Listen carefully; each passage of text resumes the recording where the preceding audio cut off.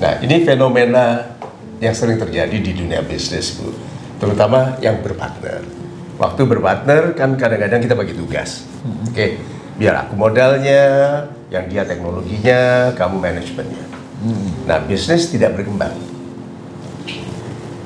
Waktu rapat pemegang saham semuanya sudah tepat, kecuali kesimpulannya manajemennya yang tidak efektif. Nah, tetapi kan masing-masing mempunyai posisi yang resmi dan formal, notarial. Bagaimana caranya para pemegang saham yang lain meminta partner yang mengelola itu diganti karena dianggap tidak efektif? Kan itu perusahaan ya, bentuknya kan PT. Ya.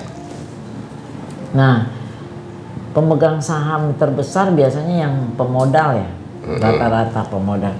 Dia bisa mengadakan rups untuk mengganti Di rapat umum pemegang saham. Iya, karena ternyata dia pertanggungjawabkan memanage perusahaan itu tidak profesional, ternyata menimbulkan kerugian.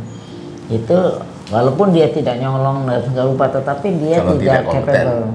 Kalau tidak kompeten. Nah, kan masalah hukum kadang-kadang direpotkan dengan kekeh pribadinya, melawan, membantah, ngeyel gitu. Nah, kalau ada yang tetap keras kepala gitu, menyatakan bahwa tidak performnya dia adalah karena tidak ada dukungan dari pemegang saham yang lain. Apakah argumentasinya ini bisa diterima dan menunda keputusan pemegang saham yang lain, atau RWPS saja diputuskan diganti lalu begitu saja? Dan dia diberikan kesempatan untuk mempertanggungjawabkan apa yang menjadi permasalahan itu. Nah, kalau tidak diterima selama 30 hari setelah ada pemberhentian, ya berarti dia berhenti permanen. Oh begitu. Begitu. Jadi ketetapan ya, dia sebagai pemegang saham misalnya, ya tetap sebagai pemegang saham, tapi sebagai direktur pejabatnya sudah tidak.